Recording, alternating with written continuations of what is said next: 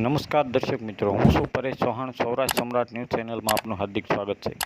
વિસાવદર તાલુકામાં સમાતા સૈનિક દળ દ્વારા આવેદનપત્ર આપવામાં આવ્યું.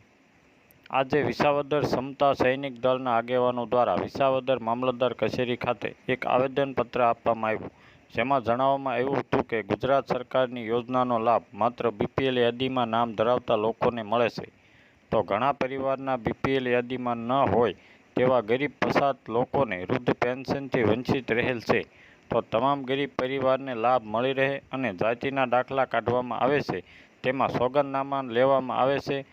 તો જે લોકોના ડોક્યુમેન્ટ અને અરજદારનું નામ બરોબર હોય તો તેની પાસેથી સોગંદનામું લેવામાં ન આવે અને તાત્કાલિક દાખલો મળી રહે.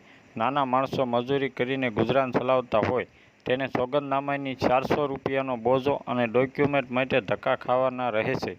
અરજદારને દાખલો 4 થી 5 દિવસે મળે છે. એક દિવસમાં દાખલા મળી રહે તેની રજૂઆત કરવામાં આવી હતી.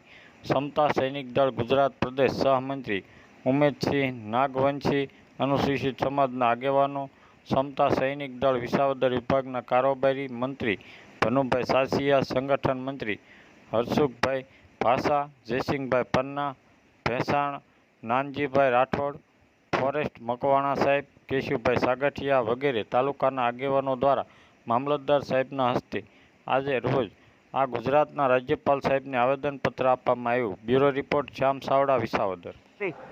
હું જયસિંહભાઈ શામજીભાઈ પન્ના ભેંસાણ ભેંસાણથી આવું છું અને આમની જે રજૂઆત છે એ આખા ગુજરાત લેવલની જે વાત હોય, જે ગરીબ છે એ અતિ ગરીબ થતો જાય છે, રોજીરોટીના સાધનો મળતા નથી અને સરકારી જીઆર જે કંઈ હોય એનું બરાબર અમલ કરતા ના હોય, તો એ અમલવારી કરી ગરીબી રેખા નીચે જે જીવે છે એમને માનો કે ઓછા ખર્ચમાં તમામ દાખલા તમામ જગ્યાએ એમની જે યોજના છે એ મળે એવું સરકારને વિનંતી કરું છું કે આમાં થોડું ધ્યાન આપી અને ગરીબી રેખા નીચેથી ઉપર આવે એવી તજવીજ કરવા વિનંતી.